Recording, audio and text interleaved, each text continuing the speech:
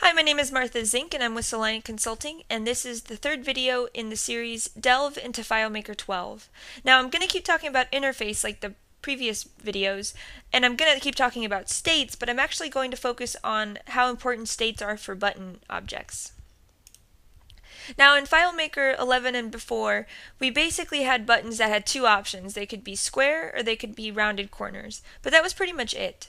Well, what that led to is developers would use things like Photoshop and other programs to create more elegant buttons and then bring them into FileMaker. The problem is that that's very time consuming because you have to know another technology, you've got to put a lot of work into creating something potentially from scratch, or it could be expensive if you're buying icons and buttons off of someone else. The nice thing is that FileMaker 12 now has a stronger feature set when it comes to creating button objects. So I'm going to jump over to the event details layout, and you'll see that these buttons have a combination of rounded corners and square corners. And what's really nice about this is that when I hover over these buttons, you'll notice that a darker gray shows up, which makes it obvious to the user that something should happen, that an action can happen when I'm over these buttons. Now what I really like about the new look of the buttons in FileMaker is that they have the feel of iOS, and while iOS is only one of many platforms, it is something that we're used to, that a lot of us are used to, and it also makes for a very clean look. Now let's look in layout mode how these states are set. Now normal state, we have a gradient. In focus is a state that you won't use when it comes to buttons, and the reason is that you can't enter or be in a button. You either are looking at the button, you're hovering over the button, or you're pressing the button. Now hover is also a gradient, but you'll notice that it's a much darker gradient than it was before. And then for the state of press, it's actually a much darker gradient on top of that. So let's jump into browse mode. And I'm going to click on the gear button, so there we see the pressed state activate. And when I let go, I jump over to the gear layout.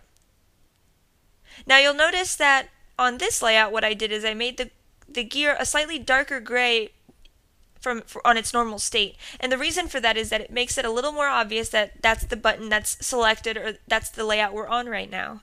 Now over on the event side, I didn't do that. Well, I could go and try to figure out what my gradient was, do some matching that way, but you can copy and paste a style. So I'm going to jump into layout mode, and I'm going to choose my gear field. Now this first button right here is to copy the object style. Now for anyone who likes keyboard shortcuts like I do, your keyboard shortcuts will be on the edit menu, and you'll see them right here.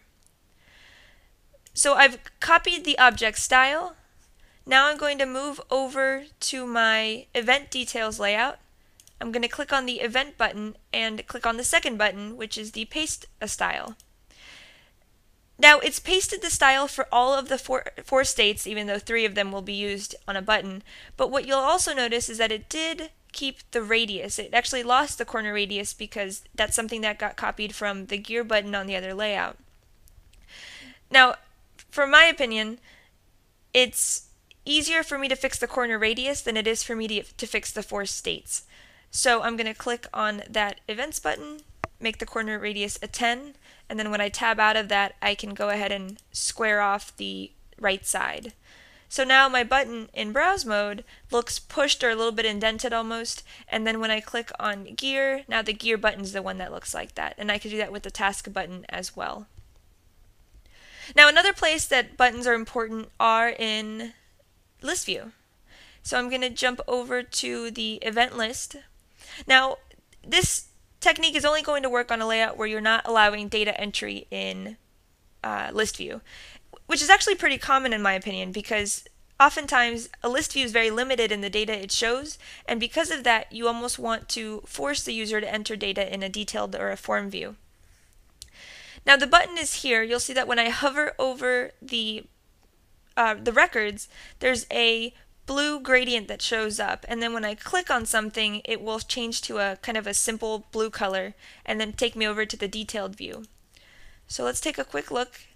Now what that is, it's a button or a rectangle in the background, and For the normal state, it has no fill, so there's not even a color on the background. Now you'll see that in hover, we have a gradient. Now like I mentioned, the in focus doesn't do anything, so I never even set that. In focus doesn't apply to a button. And then for pressed, it's just a solid blue color. Now it takes a little bit of sizing and things like that to get it to fit within the right measurements, but it's definitely possible.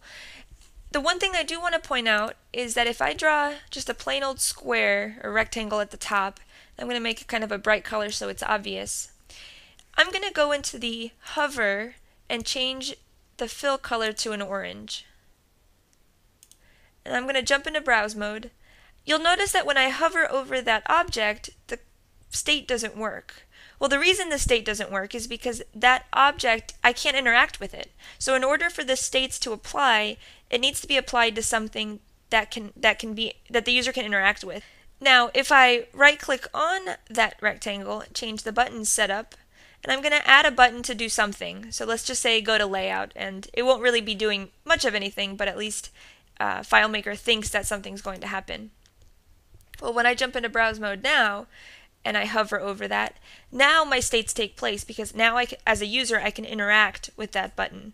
So just an important thing to notice, if you start setting up your states and they don't work for some reason, it might be because that object isn't something that we can interact with as a user. So it might either need a button setup applied, or maybe it's something where it just won't change when the user hovers or when the user presses on that object.